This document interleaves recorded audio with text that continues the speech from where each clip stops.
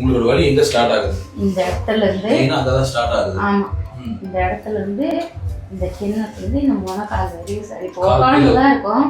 ஆனா அந்த முனக்கால் அப்படியே நாய் குடுக்குறாங்க புரிஞ்சுக்கிட்டே இருக்கு. எவ்வளவு நாளா அந்த பிரச்சனை இருக்கு? எனக்கு 6-7 மாசமா இருக்கு சார். நான் மாடுதான் வச்சிருக்கேன். மாடு ஓடி போறீங்க, பால் கறக்குறீங்க, எல்லாம் பண்றீங்க. ஆமா, அவ்வளவுதான் சார். சூப்பர். அப்ப உழைக்கிற உடம்பு ஸோ நல்லா ஃபிட்டா இருக்கிறதுனால வலிகள் வருவது சகஜம் தான் எல்லாருக்கும். ஆனா உங்களுக்கு சீக்கிரமா சரியாகும். ஏன்னா நல்ல உழைப்பு இருக்கிற உடம்புல இந்த தசை நார்கள் நல்ல வலிவா இருக்கும். ஸோ நம்ம ட்ரீட்மெண்ட் பண்ணும்போது ரிசல்ட் ஃபாஸ்ட். இந்த இடத்துல வலி இருக்கா? எழுந்து உட்காரும் போதே கஷ்டமா இருக்கு.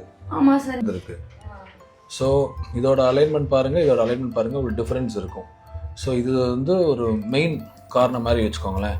ஸோ இப்போது இந்த எலும்புக்கும் இந்த எலும்புக்கும் ஒரு டிஃப்ரென்ஸ் இருக்குது. இந்த எலும்பு இங்கே இருக்கணும், பட் இது மைல்டாக பின்னாடி போயிருக்கு.